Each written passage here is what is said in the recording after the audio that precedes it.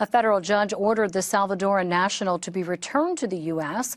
The Department of Justice appealed, but the Supreme Court ruled the Trump administration is required to facilitate Abrego Garcia's return. The federal judge overseeing the case says so far there's no evidence the Trump administration is following that order, which could be considered criminal contempt. After an Oval Office meeting with El Salvador's president this week, neither government appeared willing to bring him back.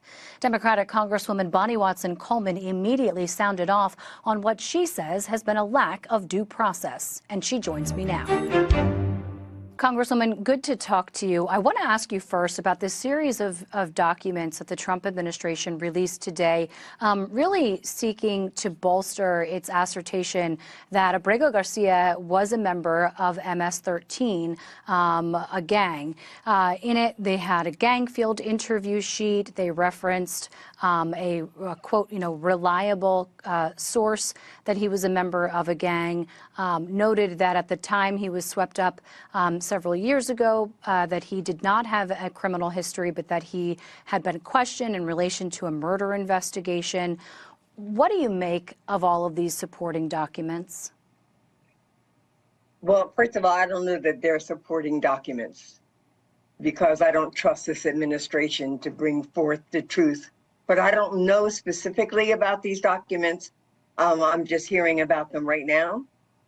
What I do know is that Mr. Garcia had an experience with our judicial system, and they found no reason to detain him or to charge him with anything, and that there was an order on his behalf, a holding order not to send him to El Salvador because of a possible harm that could come to him, that he was picked up in March, the beginning of March, by ICE.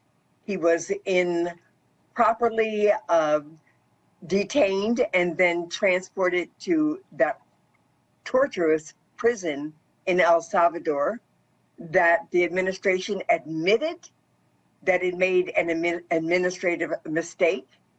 The courts have held that he needs to be returned. The Supreme Court even upheld that our country needs to facilitate his return, and the administration refuses to do what the court has said. So what I know right now is that this administration is illegally defying a court order. This is a direct violation of our Constitution, and that we're living under what is a dictatorship, where this administration thinks it can do anything it wants to anyone it wants and not be held. And while we have our courts trying to maintain some rule of law here, we've got a Congress that's woefully inadequate and insufficient in doing its job. So this is a chaotic mess in the United States of America. Yeah, I mean, you put out some pretty, a strongly worded statement calling the president a dictator and saying that we're in a constitutional crisis. If the administration is in contempt of court, what would you like to see Congress do? Well, I would like to see Congress hold up its responsibility and hold the president, this administration, responsible, whether or not it is filing action against him or whatever, but supporting the courts in what they're trying to do. If we allow him to get away with this without any accountability, then we can kiss our democracy completely goodbye. It's slipping through our fingers right now because of his actions. His actions are very dictatorial. They're very un-American. What is of top concern for you? There's been a lot of talk about comments that the president made this week about sending American citizens to be jailed outside of America's borders, particularly in El Salvador. Is that something that you're worried about happening under this administration? Absolutely.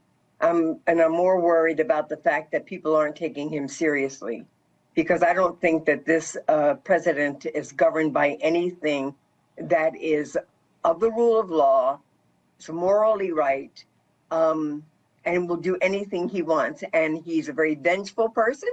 He will use every resource he has to get at people that he doesn't like.